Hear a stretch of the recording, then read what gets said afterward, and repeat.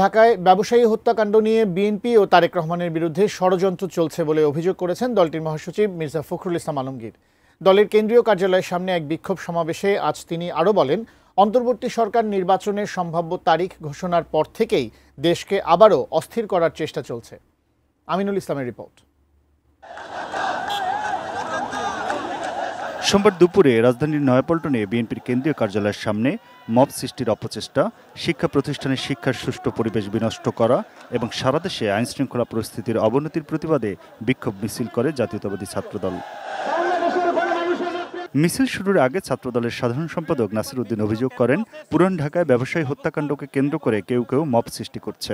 সাধারণ শিক্ষার্থীদের ব্যানার ব্যবহার করে যে গুপ্ত সংগঠন বিভ্রান্ত করছে, তারা কিন্তু খুলনার বিষয়ে কোনো প্রতিবাদ করেনি।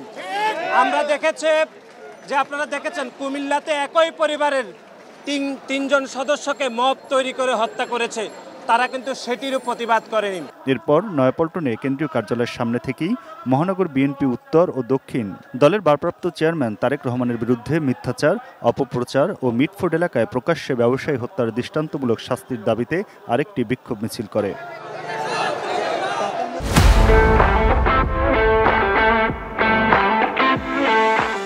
সেই মিছিলের আগে সংক্ষিপ্ত সমাবেশও হয়। এতে দলের নেতারা বিএনপির বিরুদ্ধে অপপ্রচারের জন্য কয়েকটি রাজনৈতিক দলকে দায়ী করেন। বিএনপি ক্ষমতায় যাওয়ার আগেই বাংলাদেশের ক্ষমতা লোভী কিছু দল বিএনপিকে ক্ষমতাসীন ভাবার চেষ্টা করছে এবং বিএনপি ক্ষমতায় আছে এই ভেবে বিএনপির বিরুদ্ধে শত্রুতা করছে, বিএনপিকে আওয়ামী লীগের দিকে ঠেলে দেওয়ার চেষ্টা করছে।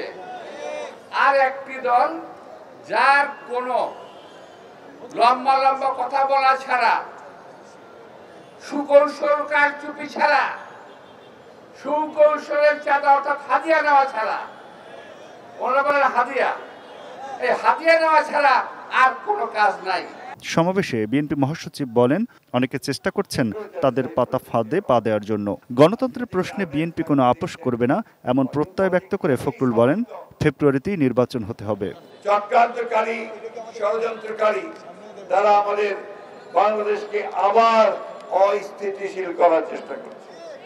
তারা চেষ্টা করছে বাংলাদেশে যেন নির্বাচন না হয়, তারা চেষ্টা করছে মানুষের ভোটাধিকার যেন প্রয়োগ করতে না পারে, তারা চেষ্টা করছে বাংলাদেশ যেন নতুন করে নতুন সূর্যের দিকে তাকিয়ে নতুন করে জেগে উঠতে না পারে। বন্ধুগণ, আজকে অকথ্য অশ্রাব্য ভাষায় আমার নেতা তারেক রহমান সম্পর্কে তারা কথা বলেছে, স্লোগান দিয়েছে। তারা ভেবেছিল যে কথাগুলো বললে স্লোগান দিলে বিএনপি বোধহয় ঘরের মধ্যে ঢুকে যাবে। Aminul Islam, ATN news, Dhaka.